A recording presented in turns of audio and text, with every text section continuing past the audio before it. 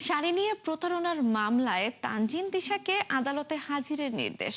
করোনায় আক্রান্ত কুমার শানুর ছেলে জন্মদিনের পার্টিতে গিয়ে অস্বস্তিতে পড়লেন শাহরুখ পুত্র আরিয়ান খান। চলে গেলেন জুরাসিক পার্ক খ্যাত অভিনেতা স্যাম নেল। এক নজরে বিনোদন দুনিয়ার সব খবর জানাচ্ছেন আফফান মিতুল।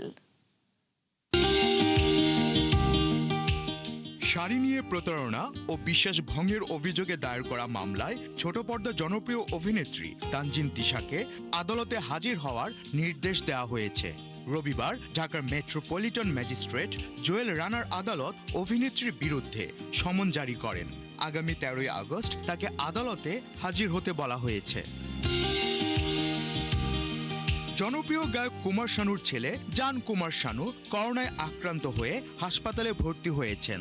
রবিবার হাসপাতালের বিছানা থেকেই সামাজিক যোগাযোগ মাধ্যমে একটি ভিডিও পোস্ট করে নিজে ভক্তদের এই খবর জানান। শুধু কুমার শানুর ছেলে হিসেবে নয়, জান কুমার শানু নিজেও একজন গায়ক। বিশেষ করে বিগ বস 14 রিয়েলিটি শোতে অংশ নেওয়ার পর তিনি বেশ জনপ্রিয়তা পান।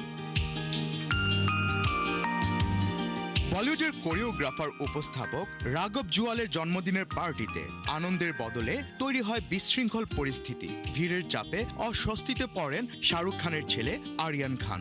এমনকি নিরাপত্তা রক্ষীদেরও তাকে নিরাপদে গাড়ি পর্যন্ত পৌঁছে দিতে হিমশিম খেতে হয়। প্রত্যক্ষদর্শীদের দাবি, পরিস্থিতি এতটাই নিয়ন্ত্রণের বাইরে চলে গিয়েছিল যে একে একে বেশিরভাগ তারকা অতিথি পার্টি ছেড়ে বেরিয়ে যান।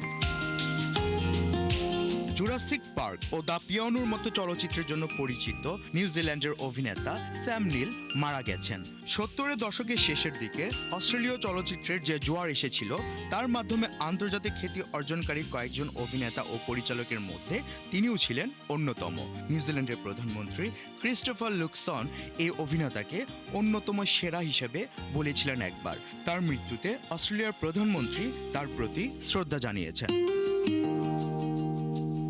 আফফান মিতুল, 71।